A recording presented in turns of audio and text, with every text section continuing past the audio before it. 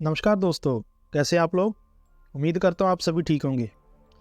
मैंने कुछ देर पहले एक अपने चैनल पे कहानी आपको सुनाई थी, जिसमें एक गांव के बीपीओ के अंदर एक लड़की की आत्मा कैसे काम करती रही। आज भी एक वैसी कहानी बताने जा रहा हूँ।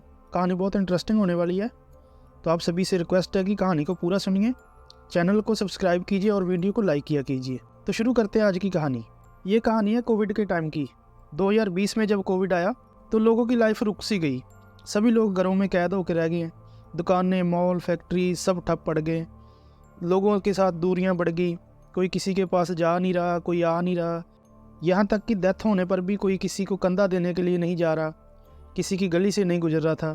लोगों ने घरों पे बैठ के काम करना शुरू कर दिया। फैक्ट्रियों में, ऑफिस में कोई जा नहीं रहा था। कहानी राजस्थान के भरतपुर की है। भरतपुर में एक फैक्ट्री है और फैक्ट्री में बहुत लोग काम करते थे। वही एक एम्प्लॉई था जिसका एक काल्पनिक नाम हम रख रहे हैं विनोद। उसकी वाइफ और 2 बच्चे थे। भरतपुर के पास ही गांव में उसकी फैमिली रह रही थी। ठीक ठाक गुजारा हो रहा था।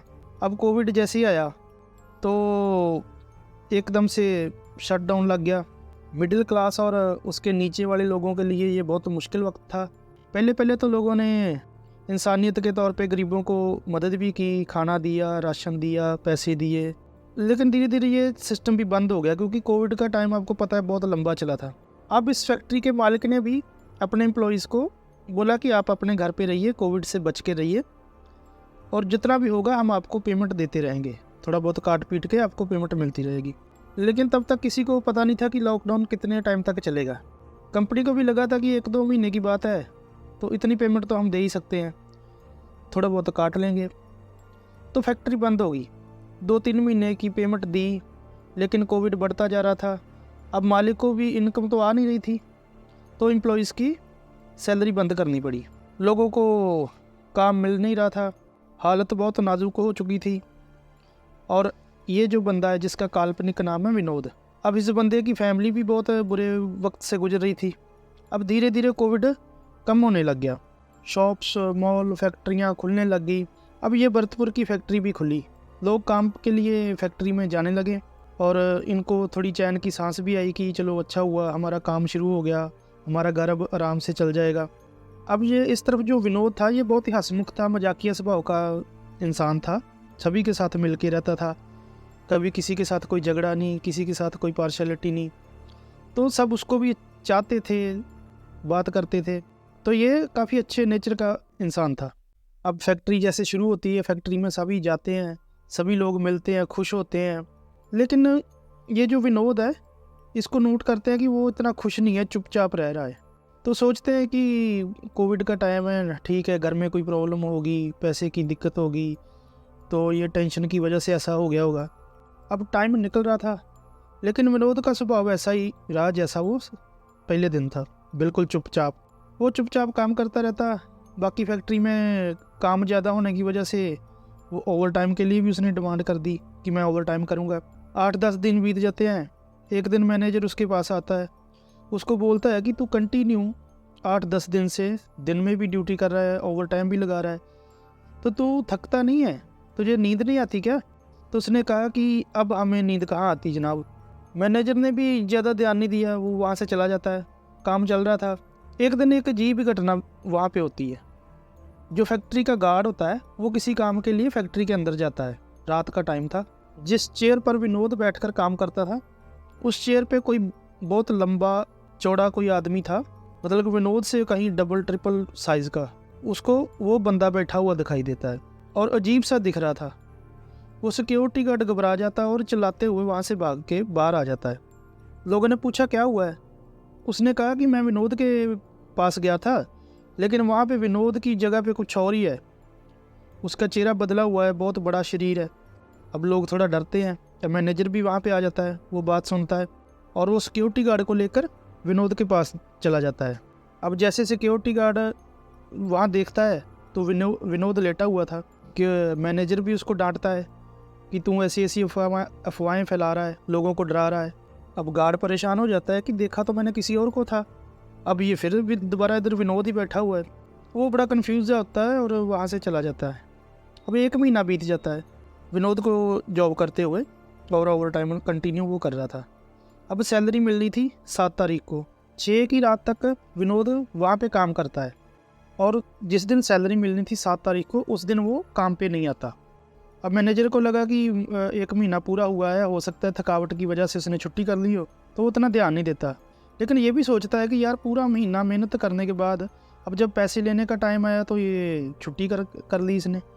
वो थोड़ा हैरान होता है कि ये पहले भी कभी उसने ऐसा किया नहीं है, छुट्टी करनी होती है तो वो बता के करता है। अब अगले दिन भी वो आता नहीं है। 8, 9, 10 बीत गया, वो आया नहीं।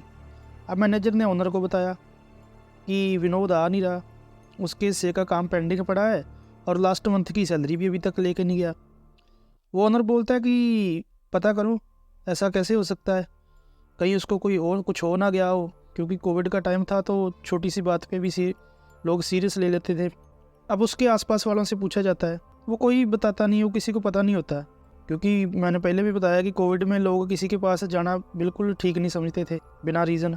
तो अब ये मालिक ने मैनेजर को बोला कि आप विनोद के घर पे जाओ, उसकी सैलरी दे दो और उससे पूछ के आओ कि वो काम पे क्यों नहीं आ रहा। अब नेक्स्ट डे मैनेजर एक बंदे को अपने साथ लेके उसके गांव जाता है, लोगों से पूछ के उसके घर का पता पूछता है और उसके घर में चला जाता है। मैनेजर उसके घर में जाता है और वहाँ पे एक लेडीज़ को देखता है जो विनोद की वाइफ थी। वो उसको पूछता है कि विनोद कहाँ है, वो 3-4 दिन से काम पे नहीं आ रहा। अब विनोद की बीवी उसको घूरने लग जाती है, तो वो दोबारा वही क्वेश्चन रिपीट करता है। तो बोलता है कि विनोद कहाँ है, कहाँ गया है, वो आ क्यों नहीं रहा। तो पत्नी बोलती है कि वो तो अब है नहीं, लेकिन ये मैनेजर को समझ नहीं आती। वो बोलता है कि ठीक है नहीं, लेकिन गया कहाँ है। तो बीवी जो उसको बताती है मैनेजर को, ये बात सुनकर मैनेजर के पैरों के तले ज़मीन निकल जाती है। वो मैनेजर को बोलती है कि मेरे पति को मरे हुए तो 3 महीने हो गए हैं, उनको कोविड हो गया था और हॉस्पिटल में उनकी मौत हो गई और इसी गांव में उसका संस्कार भी किया है। मैनेजर बोलता है कि ये क्या बात कर रहे हो आप, 4 दिन पहले तक तो वो हमारे यहाँ काम कर रहा था, ओवर टाइम लगा रहा था। पत्नी ने बोला कि आपको कोई गलत फहमी होगी, विनोद जैसा कोई और होगा। मैनेजर ने बोला कि इतने सालों से हमारे साथ काम कर रहा है वो, मैं उसको अच्छे से जानता हूँ, पहचानता हूँ। अभी लास्ट मैंने उसके साथ बात करी थी, उसको पूछा कि आप इतना काम क्यों कर रहे हो, आप थकते नहीं हो, तो उसने ये बताया था कि अब मुझे नींद नहीं आती। मैनेजर उसकी बीवी की बात पे विश्वास नहीं कर पा रहा था। अब विनोद की बीवी बोलती है कि आप किसी से भी पूछ लीजिए, हमारे आस पड़ोस से किसी से पता कर लीजिए, और मैं इस चीज़ के लिए झूठ क्यों बोलूँगी। अब वो लोगों से पूछता है, लोग भी यही बताते हैं कि नहीं जनाब, उसकी मौत को 3-4 महीने हो गए हैं और कोविड में उसकी मौत हो गई थी। अब वो मान जाता है, लेकिन बहुत परेशान होता है कि ऐसा कैसे हो सकता है।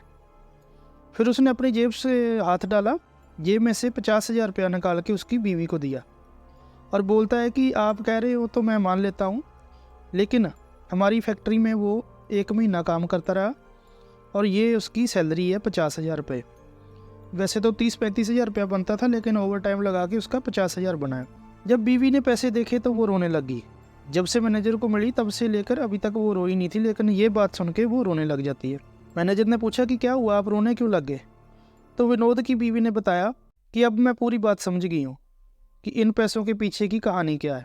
वो बताती है कि जब विनोद की डेथ हुई थी तो उसके बाद हम अकेले रह गए, घर चलाना मुश्किल हो गया था। और बीवी ने बताया कि मैं एक दिन अपने बच्चों के साथ बात कर रही थी कि काश कोई हमें 40-50,000 रुपया दे देता तो हम अपने घर के सामने एक दुकान खोल लेते और हमारे घर का गुजारा होना लग जाता। और मुझे यकीन है कि ये बात विनोद की आत्मा ने सुन ली थी और उसके बाद विनोद की आत्मा ने आपकी फैक्ट्री में 1 महीना काम करके 50,000 रुपये हमें दिलवा दिए। अब मैनेजर बड़ा परेशान होता है। अब मैनेजर को थोड़ा थोड़ा उसकी बातों पे यकीन आने लग गया। वो वापस गया, मालिक को बताता है सारी कहानी। अब फैक्ट्री में भी ये बात की अफवाह फैल जाती है, लेकिन लोग मानते ही नहीं है इस चीज़ को। ये भी इधर सच था कि उसकी 3-4 महीने पहले मौत हो चुकी थी, तो मरने के बाद कोई इंसान कैसे काम कर सकता है। तो ये थी कहानी आज की।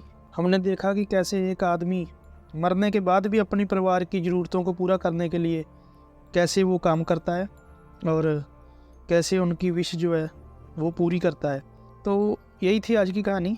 उम्मीद करता हूँ आपको अच्छी लगी होंगी। अगर अच्छी लगी है तो प्लीज़ चैनल को सब्सक्राइब कीजिए, वीडियो को लाइक किया कीजिए। तो मिलते हैं अभी नेक्स्ट स्टोरी में, तब तक के लिए धन्यवाद।